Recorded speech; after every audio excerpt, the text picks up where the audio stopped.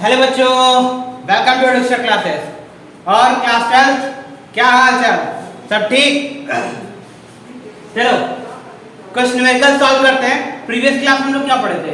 Dependency of resistance पढ़े थे ना, कि रेजिस्टेंस किस किस टर्म्स पे डिपेंड करता है, ये हमने पढ़ा था। हमने पढ़ा था रेजिस्टेंस जो लेंथ पे डिपेंड कर रहा था एंड एरिया पे डिपेंड कर रहा था ना।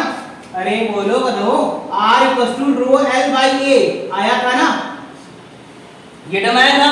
उसके बाद में मैंने बोला था कि रेजिस्टेंस है टेंपरेचर पे डिपेंड करता है, that is RT = R0 1 + alpha into delta T।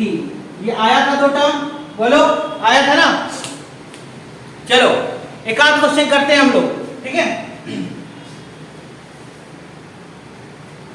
और पढ़ाई हो रही है कि नहीं तुम लोग की?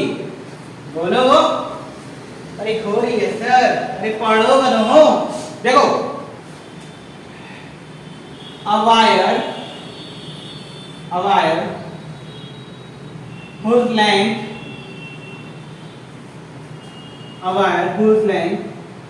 is L and area capital A having resistance capital R, by extending them length becomes double। length को क्या कर दिया गया? double। length becomes double, then what will be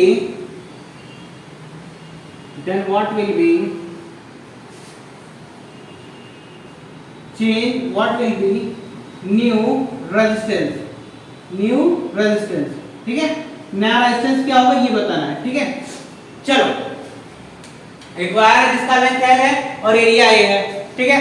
अच्छा ये बताओ R = क्या होता है? रो L बाई A, बोलो होता है ना।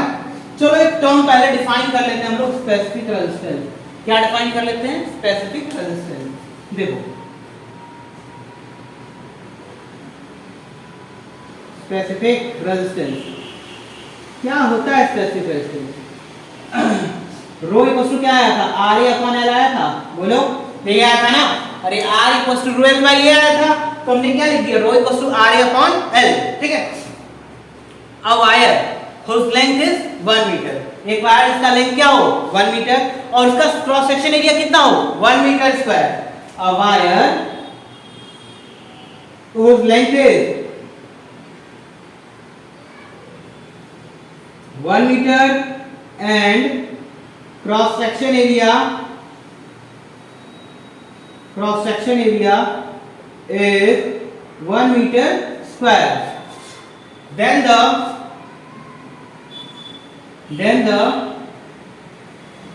resistance of wire is called specific resistance। Resistance of wire is called specific resistance. बोलो होगा। देखो एक वायर जिसका लेंथ क्या है? 1 मीटर, मतलब L = क्या है? 1 मीटर, ठीक? और क्रॉस सेक्शन एरिया कितना हो जाए? 1 मीटर स्क्वायर, यानी A = क्या हो जाए? 1 मीटर स्क्वायर। पुट कर दो इसमें, रो = R × 1/1। रो = क्या आएगा? R, यानी resistance of the wire is called specific resistance, ठीक है?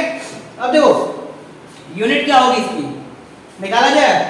रेजिस्टेंस की यूनिट क्या होती है?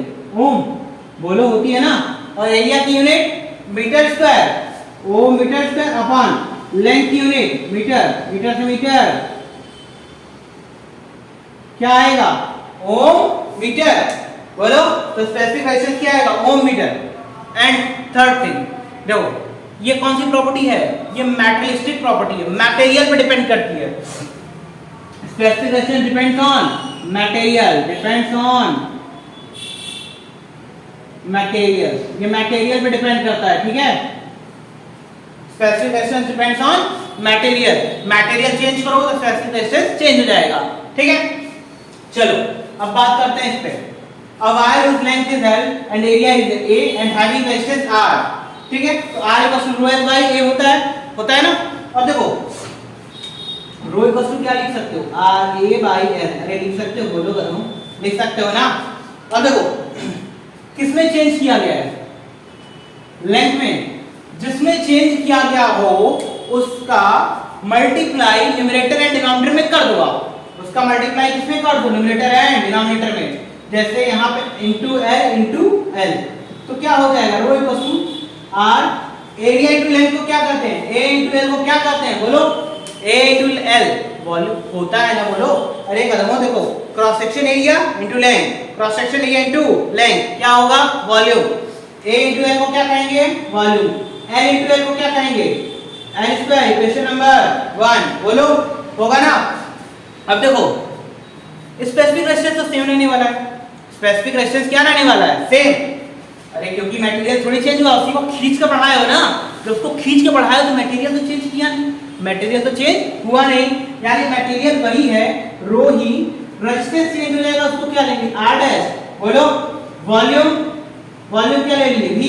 लेंथ कितना हो गया, डबल, यानी एल था, एल का डबल क्या हो जाएगा, 2l। इक्वेशन नंबर 2 हो जाएगा, बोलो होगा।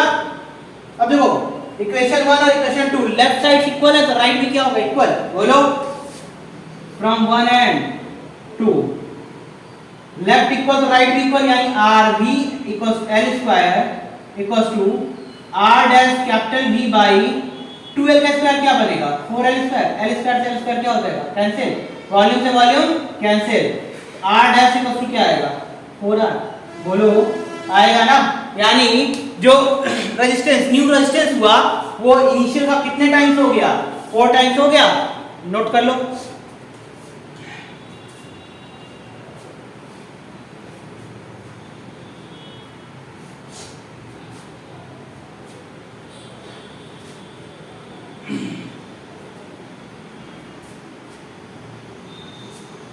इरेज करें, कर दीजिए सर जी। एक और देख ले इस पे, फिर आगे चलते हैं, ठीक है।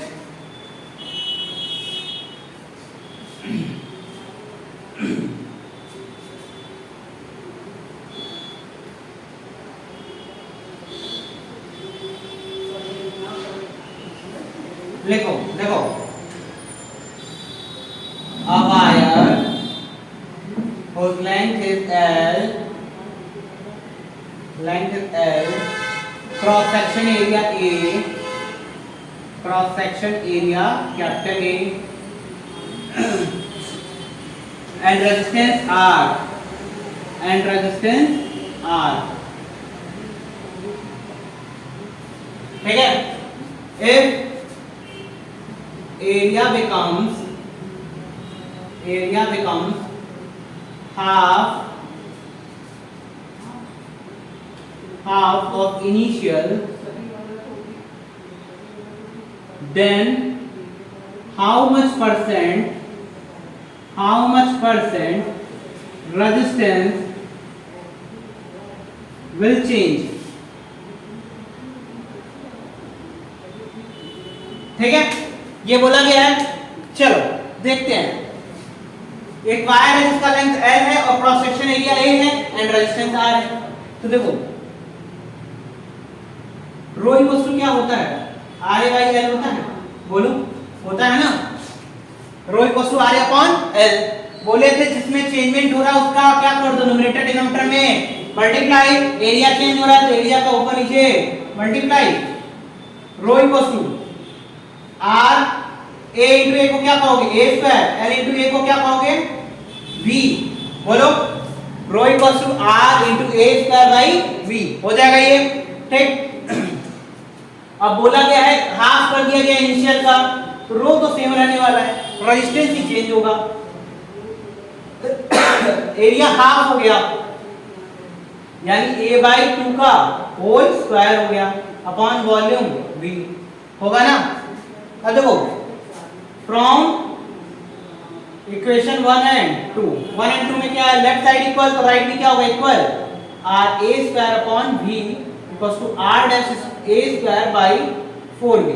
V से V क्या हो जाएगा, कैंसिल। A स्क्वायर से A square cancel. R dash equals to क्या होगा, 4R आएगा, बोलो आएगा ना। देन पूछा है how much percent resistance will change, तो चेंज इन रेजिस्टेंस निकालते हैं। Delta R equals to final minus initial, final कितना था r डैश, इनिशियल कितना r, final 4r minus r कितना आएगा बोलो 3r आएगा, ठीक है। और इनिशियल r था तो delta r by r into 100% बोलो, यानी कितना आएगा 3r बाई r इंटू 100, कितना परसेंट चेंज हो गया 300%, इनिशियल के कंपैरिजन में 300% चेंज हो गया, ठीक है। नोट करो,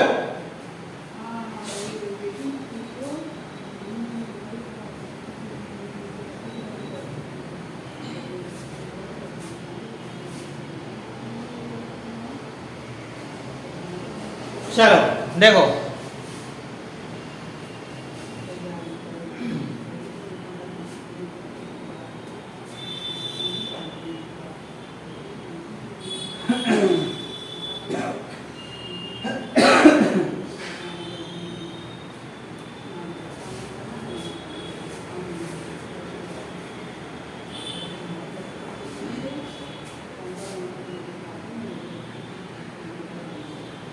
a wire whose resistance at 27 degree is 2.1 ohm and its resistance becomes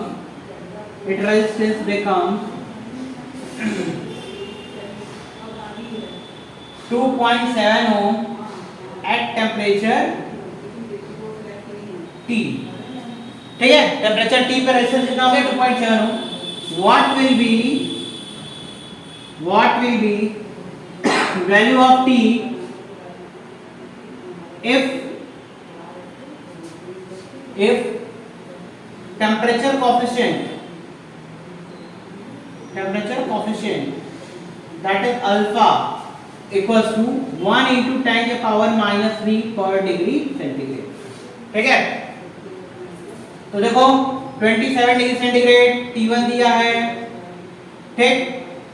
R0 कितना दिया है 2.1 ohm initial, resistance become 2.7 ohm, RT equals to 2.7 ohm, temperature T यानी T2 कितना दिया है T दिया है। What will be value of T if temperature coefficient alpha दे दिया 10⁻³ पर डिग्री सेंटीग्रेड। अब आपको क्या निकालना है T निकालना है, चलो निकालते हैं। RT इक्वल्स टू क्या होता है R0 ब्रैकेट में 1 plus alpha into delta T होता है, बोलो होता है ना। अब देखो RT की वैल्यू कितनी है, R0 की वैल्यू 2.1, देखो RT 2.7 R0 2.1 1 plus alpha into delta T होगा 2.7, इधर ले आओ डिवाइड कर दो, इधर मल्टीप्लाई है ना, कर रहा हूं बोलो, इधर मल्टीप्लाई हो रही है जाकर डिवाइड होगा ना, अरे बोलो होगा ना।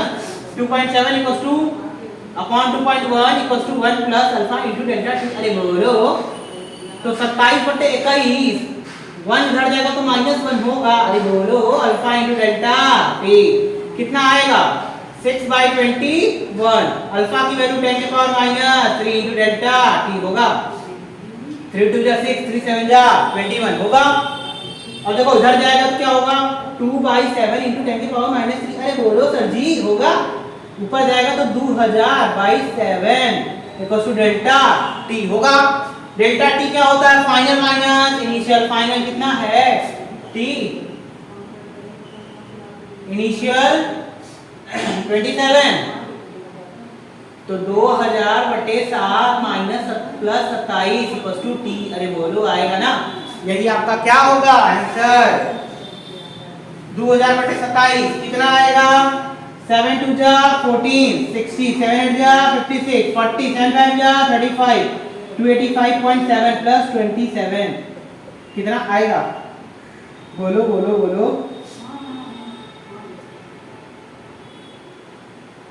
312.27 डिग्री सेंटीग्रेड आएगा, नोट करो।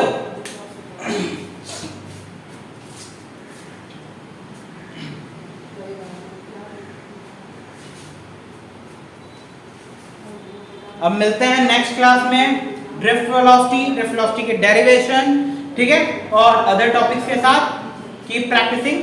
थोड़ी सी तबीयत खराब चल रही है, एक आध दिन में वापस से आपको सारे वीडियोस मिलेंगे। ठीक है, take care, like share subscribe कर दिया करो। बाय।